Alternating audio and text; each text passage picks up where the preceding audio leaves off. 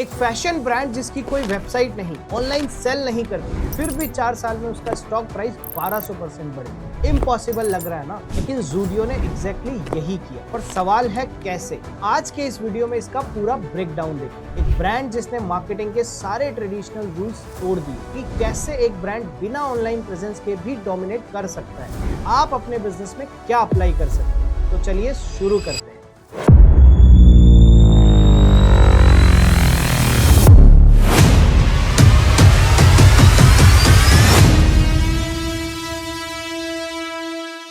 तो भैया बात है 2016 की। टाटा ग्रुप की एक एंटिटी है, नाम है ट्रेंट लिमिटेड। उन्होंने लॉन्च किया ज़ूडियो, और ये कोई रेगुलर फैशन ब्रांड नहीं था। टाटा के पास ऑलरेडी बहुत सारे फैशन ब्रांड्स थे, जैसे कि वेस्टसाइड था, टाटा क्लिक था, और भी कई ब्रांड्स थे, रिसोर्सेज था, कैपिटल्स था। फिर भी सवाल ये आता है कि ज़ूडियो क्यों लॉन्च किया गया? तो देखो, टाटा ने मार्केट में एक मैसिव गैप देखा। इंडिया की जेन ज़ी पॉपुलेशन जो है 18 से 24 साल की एज ग्रुप, उनके पास अफोर्डेबल और ट्रेंडी ऑप्शंस बहुत कम थे। और सबसे इंटरेस्टिंग बात, 80% जेन ज़ी टियर 2 और टियर 3 सिटीज में रहते हैं। तो टाटा ने सोचा let's make a brand exclusively for them, but strategy बिल्कुल अलग थी। अब प्रॉब्लम क्या थी? देखो, नॉर्मली कोई भी ब्रांड सोचेगा कि जेन ज़ी है तो टेक सेवी है, सोशल मीडिया पे एक्टिव है, तो ऑनलाइन सेलिंग करते हैं। बट टाटा ने डीप रिसर्च किया और उन्होंने 3 मेजर चैलेंजेस देखे। नंबर 1, इंडिया में टियर 2 और टियर 3 सिटीज में ई कॉमर्स उतने इफेक्टिव नहीं है जितने टियर 1 में है। ट्रस्ट इश्यू भी है और डिलीवरी इश्यू भी है। चैलेंज नंबर 2, फैशन इंडस्ट्री में रिटर्न्स काफी होते हैं,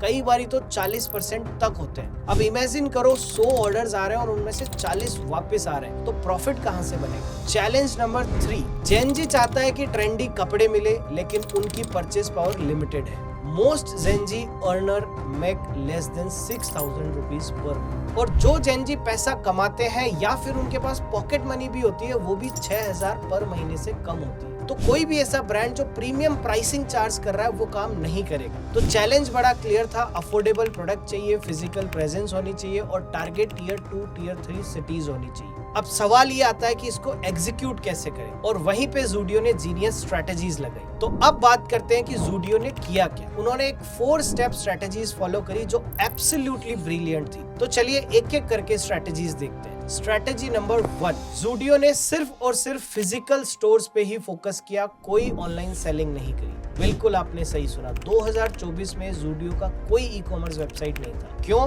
क्योंकि टियर 2 टियर 3 सिटीज में touch and feel experience matter करता है। लोग कपड़े पहन के देखना चाहते हैं, फील करना चाहते हैं, ऑनलाइन रिटर्न्स का झंझट नहीं चाहिए, और यही स्ट्रेटेजी काम कर गई। 85% Zudio stores non metro cities में है। जयपुर, इंदौर, लखनऊ, चंडीगढ़, ये सब सिटीज में मैसिव प्रेजेंस है। Strategy number 2, hyper local store placements रखा, रिच एरियाज को अवॉइड किया। अब ये सुन के आपको लगेगा मैं पागल हो गया, बट देखो दिल्ली का मैप, साउथ दिल्ली में जो कि सबसे पॉश एरिया है, वहाँ एक भी ज़ूडियो स्टोर नहीं है। Same with Mumbai, south Bombay billionaires रहते हैं, वहाँ कोई ज़ूडियो नहीं। क्यों?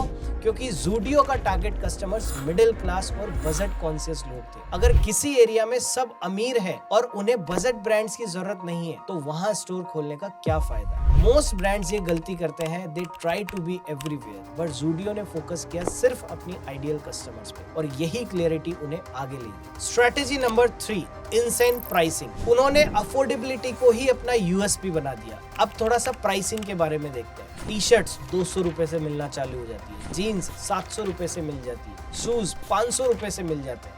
बट वहीं आप अगर कॉम्पिटिटर्स को देखोगे, सेम प्रोडक्ट्स मिनिमम 800 से 1500 रुपए में मिलते हैं। ज़ूडियो ने प्राइसिंग को अपना बिगेस्ट हथियार बनाया। लेकिन अब सवाल ये आता है कि लो प्राइसिंग मेंटेन कैसे करते हैं? तो यहाँ आता है strategy number 4, own brands product only, कोई थर्ड पार्टी सेलर नहीं।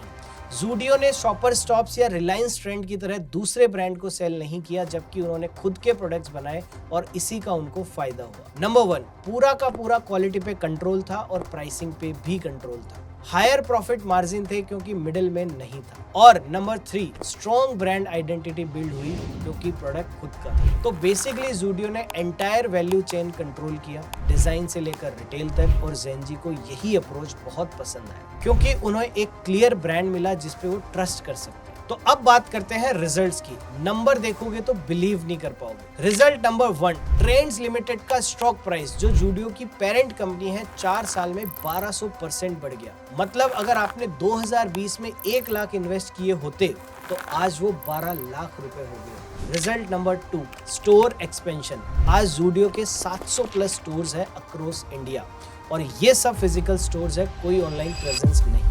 Result number 3, customer base. Gen Z और बजट कॉन्शियस शॉपर्स का फेवरेट ब्रांड बन गया। सोशल मीडिया पे ऑर्गेनिक बज़ क्रिएट हो रहा है। Result number 4, profitability. क्योंकि आप फिजिकल सेल कर रहे हो तो रिटर्न्स का रेशियो बहुत कम हो जाता है और मार्जिन अच्छे हैं तो प्रॉफिटेबिलिटी भी सस्टेनेबल है। और सबसे इंटरेस्टिंग बात, जब पूरी इंडस्ट्री ऑनलाइन जा रही है तब जूडियो ने उल्टा खेला और जीत गया। तो भैया ये है फ्लो से उल्टा बहने का पावर। तो यहाँ तक आपने देखा कि कैसे जूडियो इतना बड़ा ब्रांड बन गया और अब बात करते हैं कैसे ये सारी स्ट्रेटेजीज आप अपने बिजनेस में इंप्लीमेंट कर सकते हो और जूडियो से आप क्या सीख ले सकते हो। टेक अवे नंबर 1, आप अपने कस्टमर्स को डीपली समझो, सबके लिए मत बनो। जूडियो ने सिर्फ ज़ेनजी आइडेंटिफाई किया, उनकी प्रॉब्लम समझी और एक्सक्लूसिव उनके लिए ब्रांड बनाया। अगर आप भी बिजनेस कर रहे हो, चाहे प्रोडक्ट हो या सर्विसेज, अपने आप से पूछो कि मेरा एग्जैक्ट टारगेट कस्टमर कौन है, उनकी रियल प्रॉब्लम क्या है, उनकी सीक्रेट डिजायर क्या है। मोस्ट बिजनेसेस फेल होते हैं क्योंकि वो सबको टारगेट करते हैं। जूडियो ने फोकस किया और डोमिनेट किया। टेक अवे नंबर 2,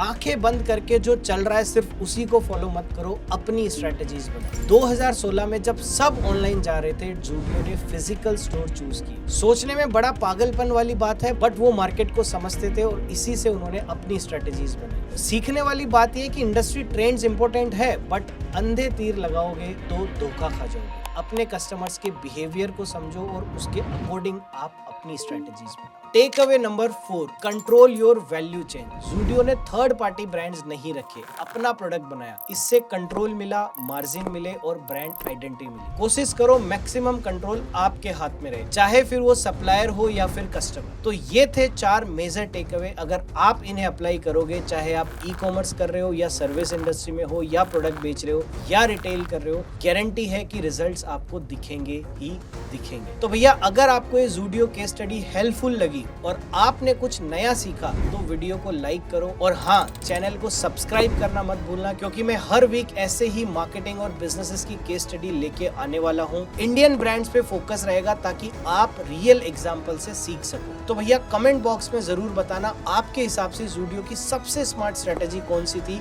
और अगली केस स्टडी हमें किस ब्रांड पे करनी चाहिए। तो भैया जाते जाते एक ही बात, सक्सेस का कोई फॉर्मूला नहीं होता। मार्केट को समझो, कस्टमर को समझो और अपनी यूनिक स्ट्रेटेजीज बनाओ। तब तक के लिए मिलते हैं अगले वीडियो में और इंटरेस्टिंग केस स्टडीज के साथ। Goodbye, take care, keep learning.